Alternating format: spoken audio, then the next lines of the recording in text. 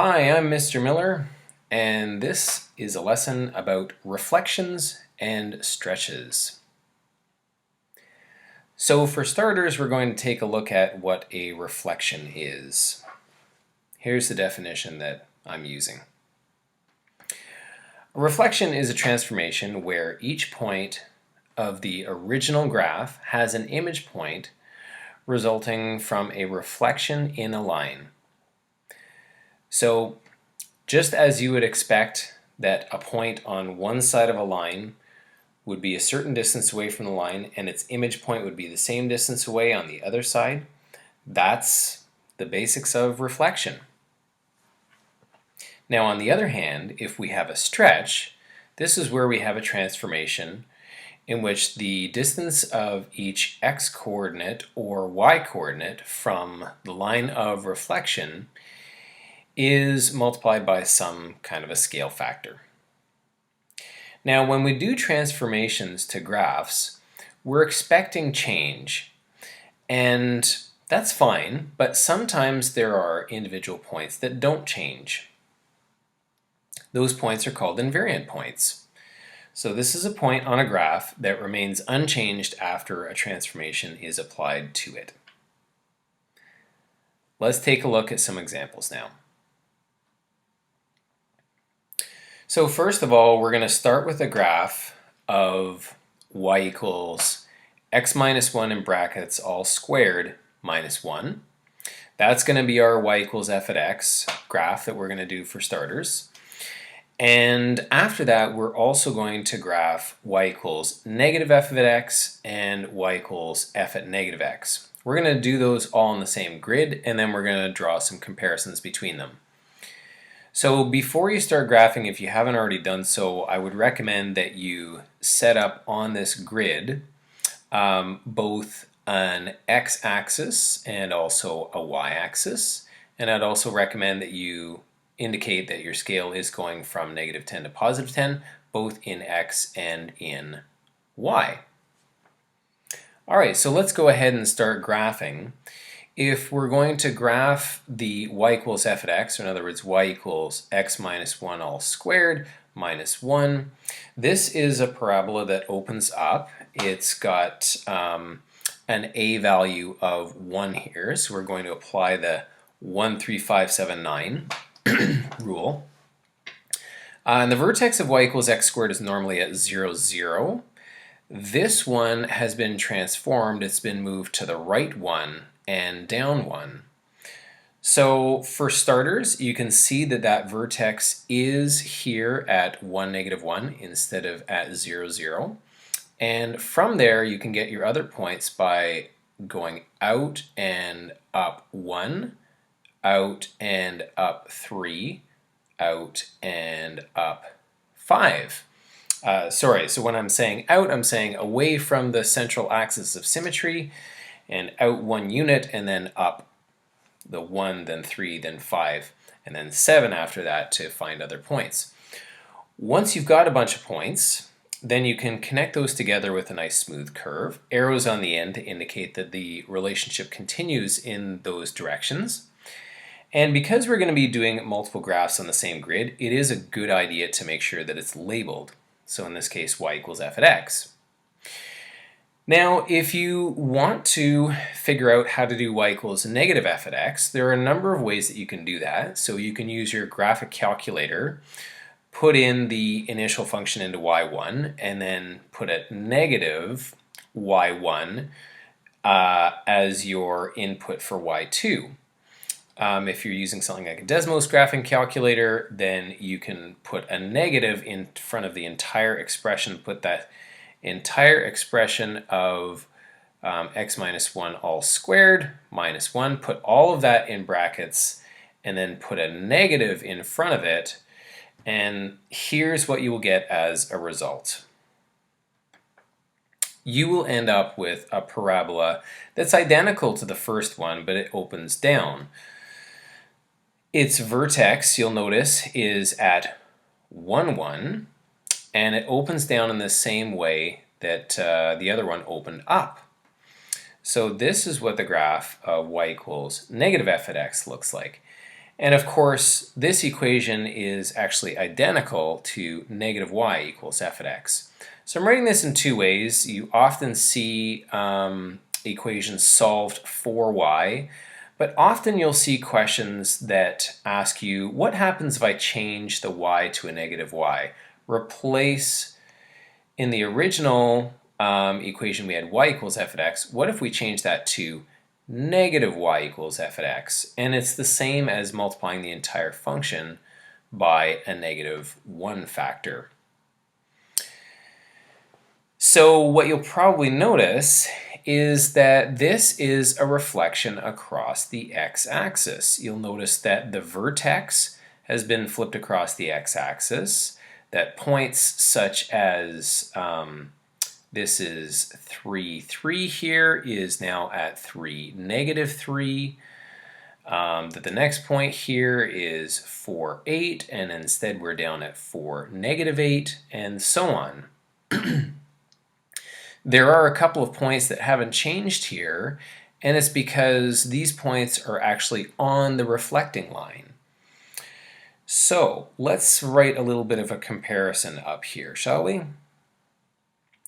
So y equals negative f of x is the graph of y equals f of x just reflected across the x-axis. If we wanted to show that as a mapping, this transformation, it's taking the original x and y and replacing it with x and negative y. So for instance, when we take a look at the y-coordinate at this point is negative 1, that became positive 1. Just like this point up here, which was at positive 3, went to a negative 3 y value, while the x was still staying the same. So that's why our mapping is described in this way. Now, as I mentioned, there are two invariant points. So the first point is at 0, 0. That point, since it's on the reflecting line, it doesn't go anywhere.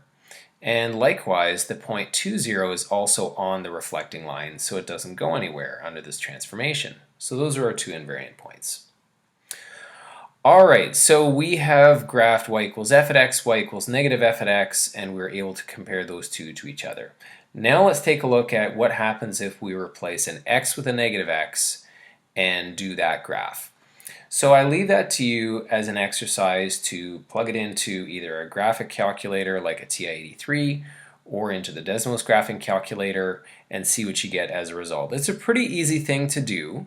You can put in the exact same expression, but instead of just x, put in negative x and see what you get as a result. Here's what you should find. You have the following points, which connected together with this nice smooth curve, arrows on the ends. This will be our graph of y equals f at negative x. And what you'll realize is that this is a reflection across the y-axis. So notice that the vertex, instead of being at 1, negative 1, is now at negative 1, negative 1. This point doesn't change, but this point at 2, 0 goes to negative 2, 0. This point at 3, 3 goes to negative 3, 3. This point at 4, 8 goes to negative 4, 8, and so on. So, as you heard me mention, there is one invariant point this time because there's only a single point that's on the reflecting line. We'll get to that in a minute. Let's do our comparison first. So y equals f at negative x is y equals f at x reflected across the y-axis. There is a mapping there that you can use to describe this transformation, and it goes like this. So starting with our original xy gets replaced with negative x and y. The reason for that is pretty simple. You can see that points such as this have an x-coordinate of 2, and it goes to an x-coordinate of negative 2 while having the same y equals 0. Here we have the point 3, 3, which goes to negative 3, 3. So you can see that the x changes to the opposite while the y stays the same. And as I mentioned before, the invariant point is 0, 0 because, of course, 0, 0, if you're reflecting that across the y-axis, it doesn't go anywhere because it's on the reflecting line. So those are your invariant points. Single invariant point that time. All right, that completes example number 1. Let's take a look at what's next. So next we've got a square root function, y equals the square root of x. We are going to graph y equals square root of x, and then we're going to take a look at y equals 2 times the square root of x, and we're also going to take a look at y equals the square root of 2x.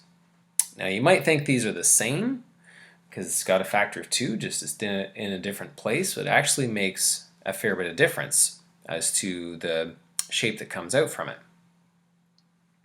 So again, as we had done in the last one, I would recommend that you make sure that you make it clear where your x and your y axes are, that your scale is going from -10 to 10, both in x and in y, and that just makes it easier to tell the size of the graph.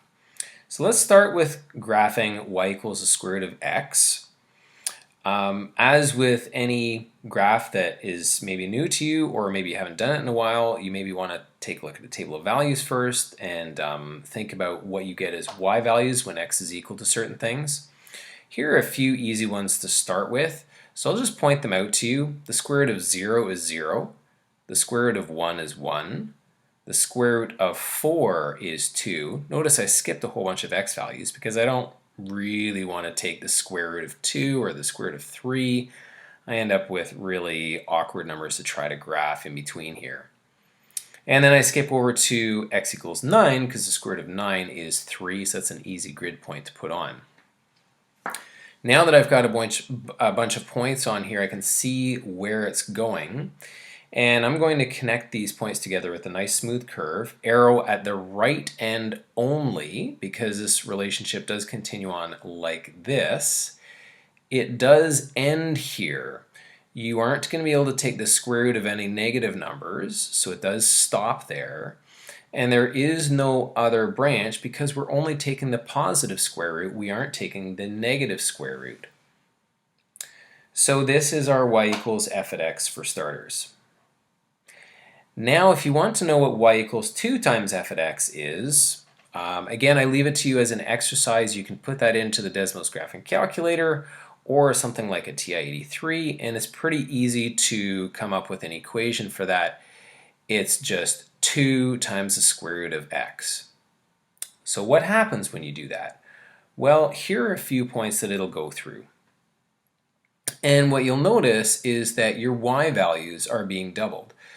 So since the y value is 0 here, that doesn't go anywhere, invariant point. But here we have a y value of 1 gets doubled to 2, y value of 2 gets doubled to 4, y value of 3 gets doubled to 6. Now when I connect those together with a nice smooth curve, arrow on the end, and I can label it, and voila, we have a lovely graph of y equals 2 times f at x. So now we're supposed to do some comparison, right? Okay, let's do that. Well, y equals 2 times f at x is y equals f at x stretched vertically by a factor of 2. If we wanted to make a mapping of this, it would take your original x and y and map it onto x and 2y. Well, that makes sense because if you take a look at individual points here, such as 1, 1, 1, 1 goes to 1, 2. So the x coordinate is actually staying the same. It's the y coordinate that's being doubled. Take, for example, 4, 2. It goes to 4, 4. Again, the x coordinate is staying the same. It's the y value that's being doubled. And the invariant point is the single one at the origin 0, 0. Because, of course, 2 times 0 is just 0. All right, next thing we want to do is we would like to graph y equals f at 2x. Now, that's pretty easy to do either on a Desmos graphing calculator or a TI-83. You can put into your y equals editor, y equals the square root of 2x, and take a look at what you get as a result. here are a few of the grid points that you would get. Well, they're not exactly grid points, but I'm gonna point them out to you just so that you know exactly where they're coming from, and you can verify that these points are correct for yourself. So first point I've got here is 0, 0. Next point I've got is 0.5 and 1. Next one is at 2, 2, which incidentally is the favorite point of ballet dancers. Ba-dum-bum. Next point is at, sorry, I'm all distracted here. 1, 2, 3, 4, 4.53. And the next one is at 8, 4. So those are some of the points that it goes through. And now if we connect these points together with a nice smooth curve, arrow on the end, we can label this as our y equals f at 2x. So what's going on here? Well, as you might expect, since we have our multiplying factor of 2 in a different place, it's a different kind of transformation. And as you might expect, since the previous example was showing you a stretch vertically, this is a horizontal change, stretch or expansion or compression, something going on here. So let's take a look. From the original blue graph, what happens when you get to the green one? Well, let's start with this 0.11. Notice that it's going to 0.51, which is half of the x value that it was originally. Next, we've got the 0.42, and corresponding to that is 22. So again, half of the x value. The next point that we have on the blue graph is 9.3, and now here we have 4.53. So from that, the mapping becomes pretty easy to figure out. So you can see how these two compare with each other, the green one and the blue one. Y equals f at 2x is y equals f at x compressed horizontally by a factor of a half. So when we have things that get compressed, you'll notice that we indicate the scale factor, and the scale factor should be something that's less than 1 in magnitude. We can describe this transformation as a mapping by showing that every x and y goes to a new point, which is a half x and y. And there is still the same invariant point, which is 0, 0. So when we have stretches vertically, I'll just mention this, the stretch vertically is stretching away from the x-axis. So the red graph, we're stretching away from the x-axis. In the case of the horizontal one, we were stretching, or actually compressing towards the y-axis. And so you notice in both of those cases, the reason that 0, 0 was the invariant point was because that was the point that was on the axis that we were stretching or compressing to. All right, so that completes example number 2. And moving on, we've got an original graph, y equals f at x. We would like to get the graph of y equals -3 times f at a half x. Okay, so we've got this y equals f at x, and just realized I don't think that I have labeled this. So let me just go ahead and do that. I'm going to label this as my y equals f at x. Okay. And I think maybe that label is going to get in the way, so I'm just going to move it over. Hang on one second. Sound effects always help, I find. Okay, not really, but I do it anyways just for fun. So here's my y equals f at x. It's basically these 3 straight lines. And we do have these endpoints of the couple of line segments that we can refer to and see how they're transformed. And let's talk about how this transformation is going to take place. So first of all, there is a negative out in front of the entire function. We know from the previous example, the previous examples, that this is going to be a reflection across the x-axis. The factor of 3 in front of the function is going to be a vertical stretch by a factor of 3. And the factor of 1/2, so replacing x with a half x, is actually going to be a horizontal expansion or stretch by a factor of 2. So if you take those three things and put them together, you can actually create a mapping. So starting with an original x and y, you get a new x and y, and here's how it changes. So first of all, you'll notice that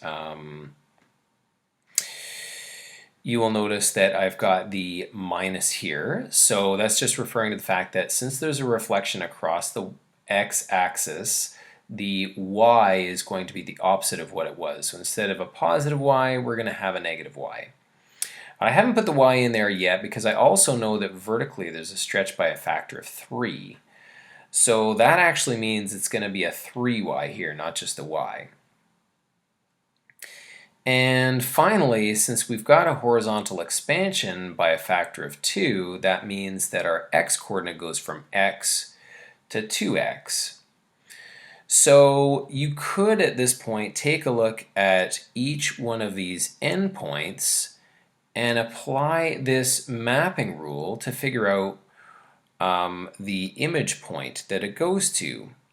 So for instance, if I take this x negative 4 as my original x and I go 2x, that's going to be negative 8.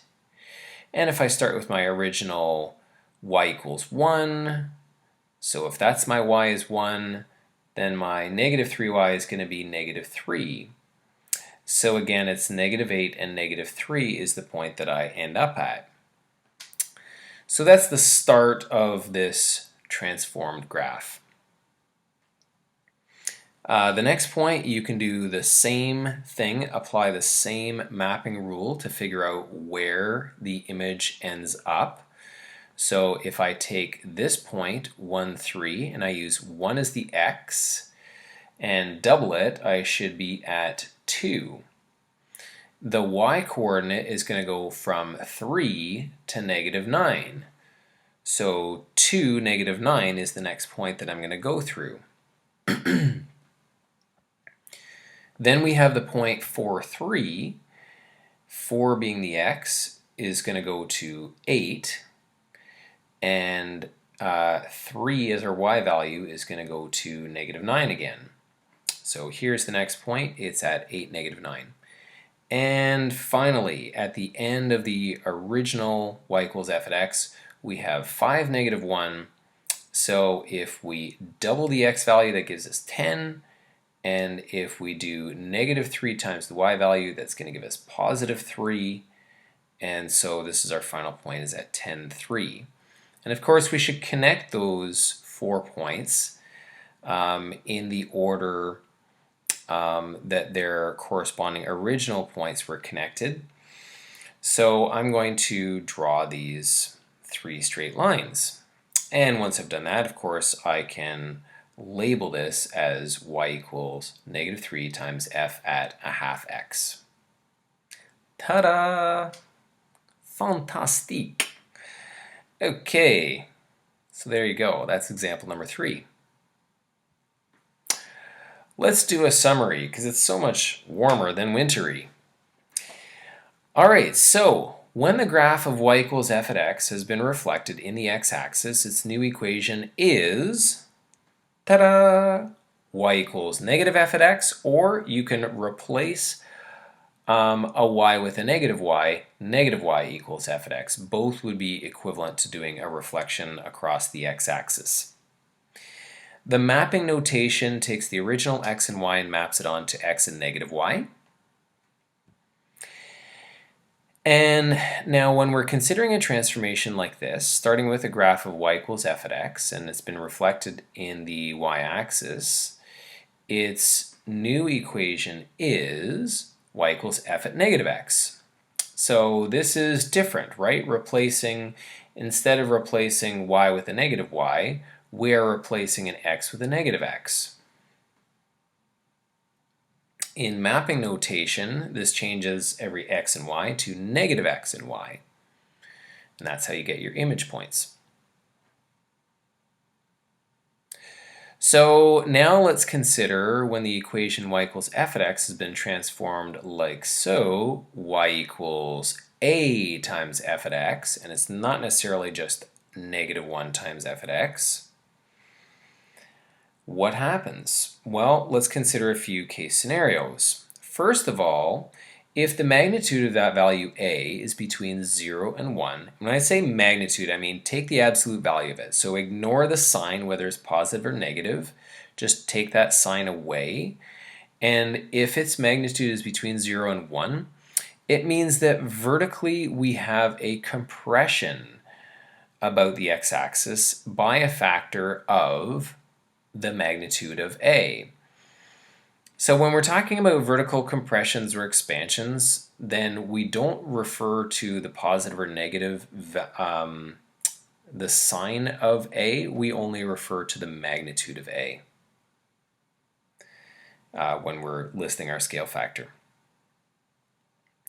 If, however, the magnitude of a is greater than 1, then it means you're going to have a vertical expansion about the x-axis by a factor of that magnitude of a.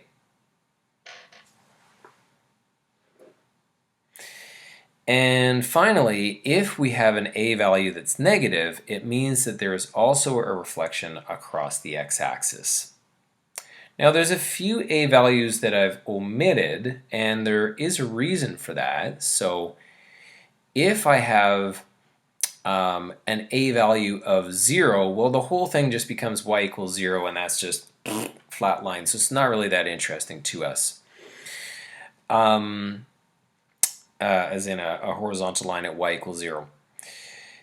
And there's another a value that I deliberately avoided, and that is if a is equal to 1. Because, of course, if a is equal to 1, it's just y equals f at x. And again, that's not really an interesting transformation. It doesn't really do anything. So again, focusing on the more interesting b values now, what happens if we replace x with bx? And what does that do? Well, depends on the b value. So here are the case scenarios. First of all, if the magnitude of b is such that its reciprocal is between 0 and 1, then that means you're going to have a horizontal compression about the y-axis by a factor of the reciprocal of the magnitude of b. On the other hand, if the reciprocal of the magnitude of b is greater than 1, that means that you're going to have a horizontal expansion about the y-axis by a factor of 1 over the magnitude of b. And finally, if b is in fact negative, it means that there's going to be a reflection across the y-axis. That concludes this lesson. Thanks for watching. Have a nice day, and we'll see you again sometime. Bye-bye.